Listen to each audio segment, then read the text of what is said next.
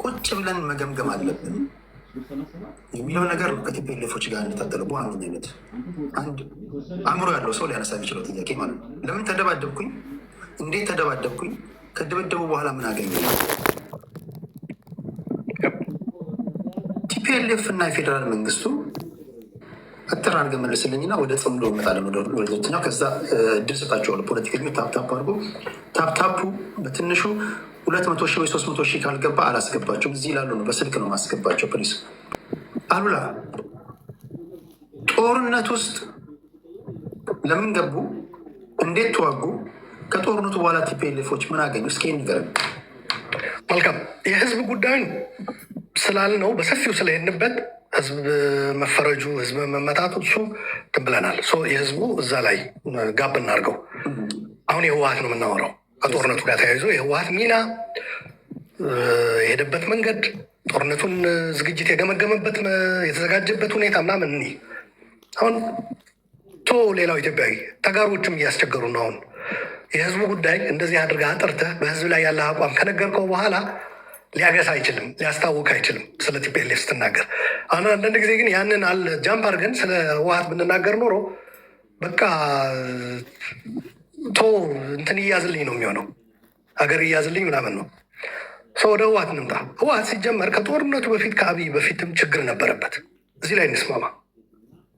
አብይ ከመምጣቱ በፊትም በነገራችን ላይ አብይ ያደረሰበት ችግር ሲናገር አንድ ትግራዋይ አብይም በማምጣት የህወሀት ሚና የነበረው የህወሀት ሚና ማየት አለበት። አብይ ችግር ከሆነ የችግሩ ምንጭ ማን ነው የሚለውም ማየት ተገቢ ነው። ህወሀት ምን ሚና ተጫወተ እዛ ላይ የሚለው ማየት ተገቢ ይመስለኛል። ህወሀት በውስጣቸው የነበረ ክፍፍል አይ ቲንክ ብዙ ነገሮችን አበላሽቷል። እና ደግሞ ህወሀት ሲበላሽ ደግሞ እንደምታውቀው ብልሽቱ እዛ ላይ ቢቆም ችግር አልነበረውም። የሀገራችን ፖለቲካ እንደምታውቀው ፓርቲ ሲፈልግ መንግስት ነኝ፣ ሲፈልግ ህዝብ ነኝ፣ ባውንድሪ የሚባል የለም። አንዱ ጥንቅጡ የወጣውም እና እልኬቱ ምንም የሚያመጣብን አንዱ ችግር ይሄ ነው። የሚቃወመውም አንድ ናቸው ነው። ራሱ ባለቤትየውም አንድ ነን ነው የሚለው። ህወሀት ይሄ የትግራይ ህዝብና ህወሀትን አንድ የማድረግ ሌሎች ሲያደርጉት ሲሉት ሲጠቀሙበት እንደ እብዶች ይወስዳቸዋል። ህወሀት ግን በሰፊው ሰርቶበታል። ህዝብ ህዝብ ነው፣ ፓርቲ ፓርቲ ነው ተብሎ የሚደረግ ፖለቲካ ነው የሚያዋጣው።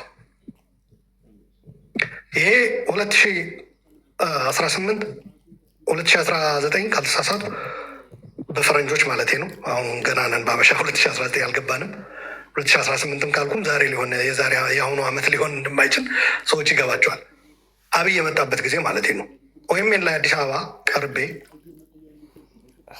ሚዲያ እያቋቋማችሁ ነው አለኝ ደጀኔ ጉተማ። አዎ ድምፅ ወያነ አለ፣ ቴሌቪዥን ትግራይ ቴሌቪዥን አለ። ይሄ ካለ ያው በትግራይ ደግሞ ህወሀትና ህዝቡ ያው ነው።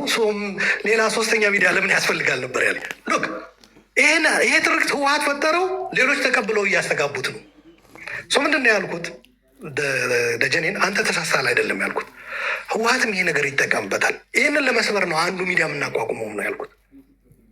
ከህወሀት ቁጥጥር ውጭ፣ ከህወሀት መዋቅር ውጭ